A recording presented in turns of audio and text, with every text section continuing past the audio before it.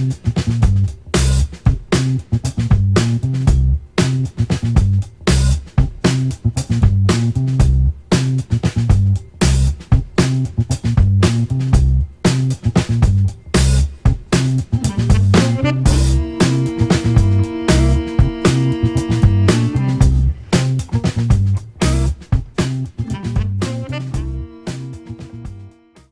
YouTube, Jake Kilroy here, back in the shop. It's right after Thanksgiving. Let me give you a little update. I said, it's the first time I'm revisiting this, but I said I wanted to lose some weight, get in better health, get off the blood pressure medication, sleep better, not have heartburn, lots of things. Live longer for my wife and children. So, anyway, where's that going? Well, I am down from 254 pounds to about 241 pounds. It's where I am so far. That includes Thanksgiving. I actually lost 3 pounds over Thanksgiving, mostly due to my father's good cooking and his adoption of a low-carb lifestyle. So anyway, that's where we are. So market 241, down from here, right? Next time I talk to you about this, I want it to be less. Hopefully you can tell the difference in my appearance here soon. So anyway, project we have for today is to make a motor mount base. This is the motor mount. This is the motor. This is a 90-degree gear motor made by Groschopp. Great company. Link down below. If you're looking for quality DC gear motors of various configurations for your projects, I highly recommend Groschopp. Great people, great products. Never had a problem. I mean, never had a problem with any Groschopp motor. So anyway, this mount here goes about like so, right? So there you go. And but I ran out of this piece. See, I got a couple of these pieces. I ran out of this piece. I need to make some more. Here's one that's made, right? So what we're going to do is we're going to go through this process. This is a quick little process, but we're going to discuss some choices. You have to make choices whenever you're building a part like this, designing a part like this, going through the process of making one or multiple parts. You're continuously making choices. And those choices have a big determining influence on how long it takes you to make it, how easy it is to make, how repeatable it is to make, how much time you spend making this part. So we're going to talk about some of those choices that we make all the time. So let's get with it.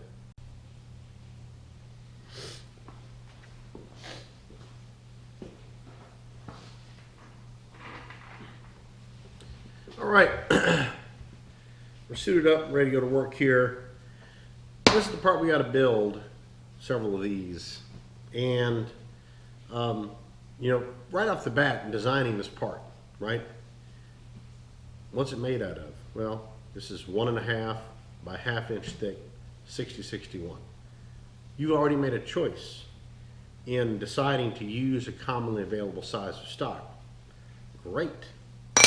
I can buy this stuff in 6-foot sticks. You know, no roughing out, no band sawing. This is it. That's what the part's made out of. When you can do things like that, great, you save yourself a lot of time. This part right here, what do you think it was made out of? Well, that's right. It was made out of a piece of 4 by 3 inch aluminum angle. Right? All these materials were sourced from MasterCar, by the way. Great company. So anyway, my finished dimension on this design is 6 7/8 inches long. So what I like to do is cut these out 7 inches so that I've got a little corner, a little end to trim up on both ends to get a nice clean finished end. And so anyway, this is how you start. You got this bar. How am I going to saw this thing up into pieces parts? Well, get out the precision measuring device. Okay, this is 57 inches long. So I'm going to cut this thing in two.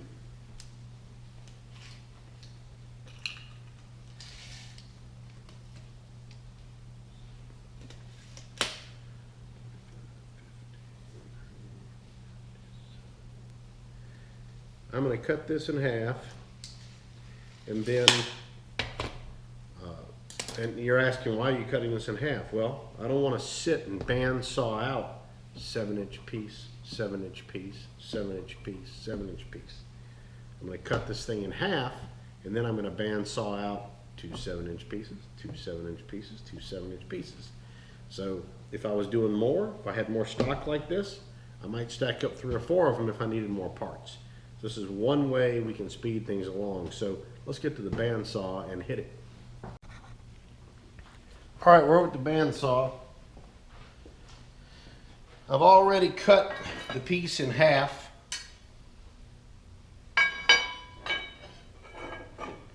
And I already went and scribed the top. I marked and scribed out all of my cut stops, right? These are for relatively rough cuts, right? So we're not all desperate for super precision here. So get it lined up. So we're cutting 2 pieces. So this is a labor saver.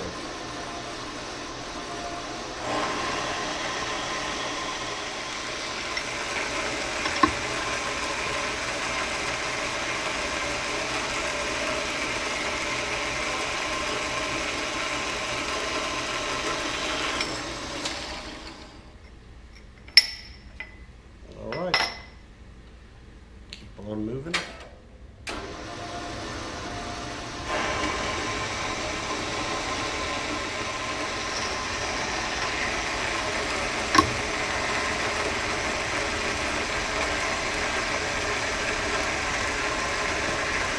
So I'll finish this up. Let's go back to the bench.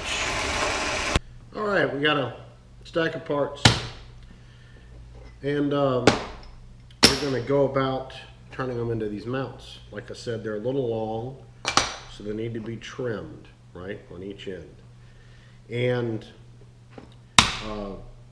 one of the things to note is that my part is designed in a symmetrical way. Right? The cuts are the same at both ends. The holes are placed in symmetrical positions. This makes things easy. So I have a stop set over in the mill on the big KT, and I only have one now, so the KT, and it allows me to flip-flop the parts in the machine and make the cut very easily without having to change any setup or anything like that for cutting these slots. Before we go work in the mill, safety first, take off the watch. Make sure I'm not wearing any rings. But to demonstrate what I'm going to do is I'm going to show you how I did this originally. What I do is I take these 2 pieces here, take my big blue marker,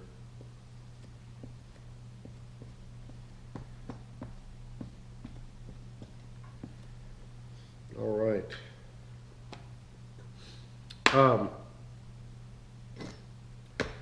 The way I set my spacer, the way I set my stop in my vise was I drew a line 2.5 inches from the end of the part. So take my calipers here and then take my calipers and just dust me a line off there. All right.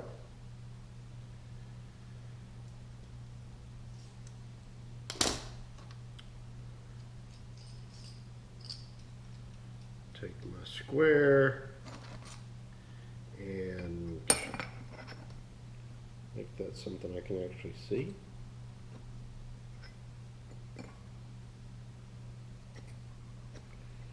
By the way, I'm using my deluxe scribe, made by Randy Richard at the instruction of my buddy Dan Metzger. So, and it is a fantastic piece. If you don't have one of these, head over to Randy Richard's channel, link down below, and get you one. It is truly now my favorite scribe. I traditionally used this type, and this is a carbide scribe as well, but this one is so much sharper and cuts so much better and is such a handy size that this is what I'm using now. So anyway, let's go over to the milling machine and let's cut the slots, and you'll see what I'm talking about as far as setting up the stop and why doing symmetrical design is a good idea when it makes sense. All right, here we are. We are on at the big KT. Let's get cranked up here.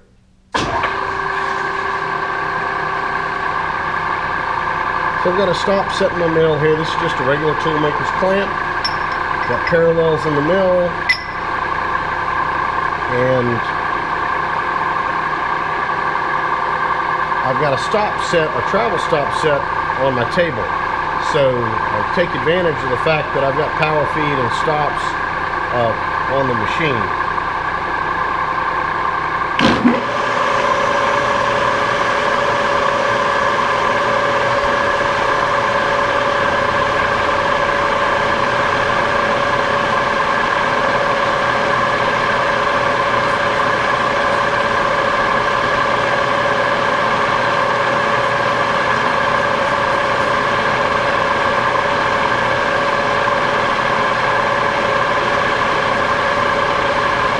We're just making this cut in one pass. It's a 2-flute, half-inch, high-speed steel Niagara end mill.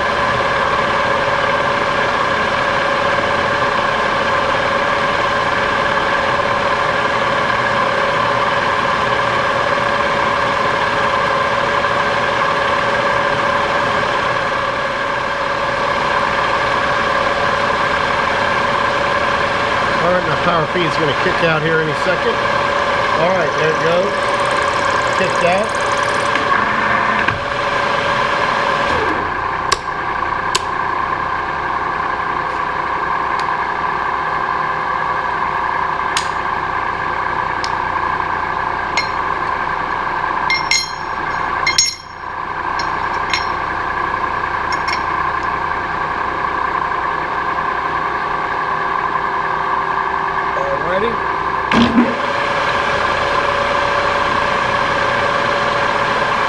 So there's your big benefit of the symmetrical design. I can just flip-flop the part and keep on going.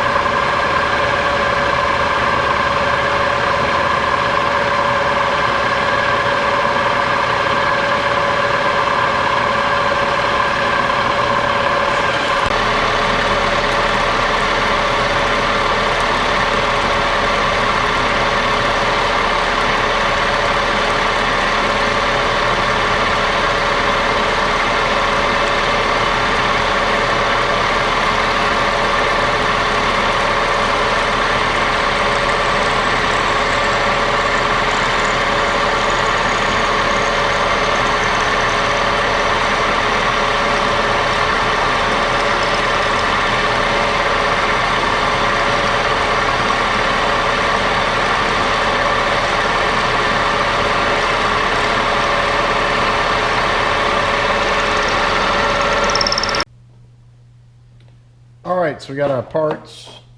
Our part is now in the vise in the Bridgeport. This back corner Tom Lipton style is always my 0, 0, X and Y. So I can just index the part with the vice corner and go and make sure that my drawing that I'm using has my dimensions from this point on the drawing. So make sure that I have this dimension here.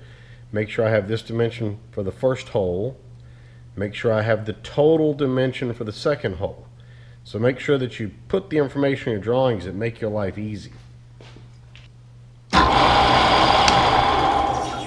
Backwards.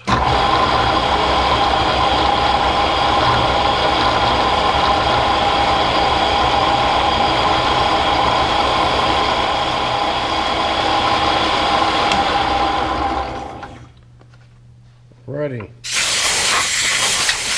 Now you notice I didn't spot on these holes. The tolerances on these holes are probably well within range of what I could do with that straight drill bit, right? So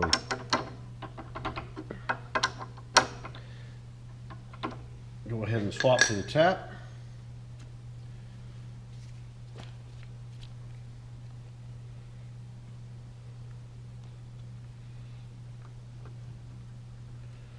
Get a little green goat juice.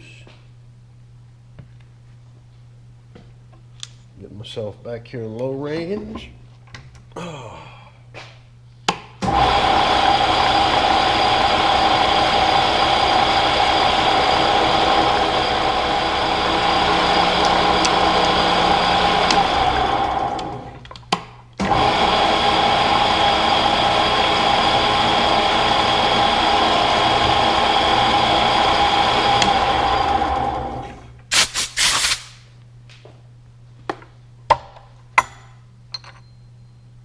Alright, there we are. We've got parts here in all three states of being. Raw blank, slots cut, holes tapped. Once you're set up to go, once I've got everything set up on the Kearney trucker to cut the slots, I've got everything set up on the Bridgeport to do the hole tapping. You know, this is a fast process, but the reason it's a fast process is because I have a single setup on each machine.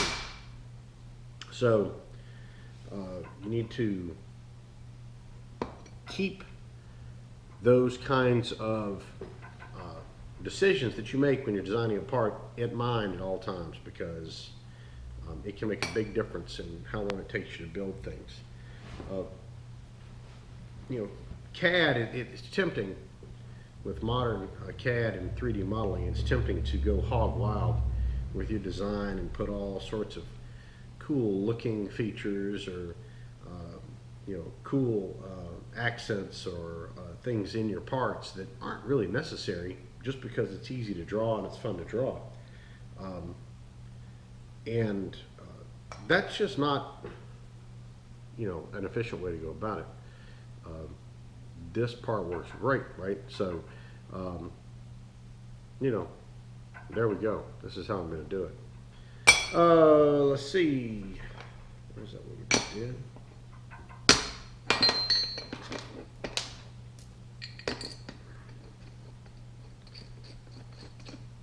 Oop. There we go. And that's how it mounts, and it's got a little adjustability in the part going this way. This is how I get chain alignment. This is tension, and this is alignment. So there you go. That's how it works. So quick little project, and things to think about. So anyway, 241, that's the number. We'll be going down from here. So people that have been calling and asking about the weight loss, the weight is being lost. So thank you for the encouragement. Thank you for all of your suggestions, ideas, personal experiences, which are very nice because you know, it's nice to know what works for other people. And be safe in the shop, and I'll be back with you soon.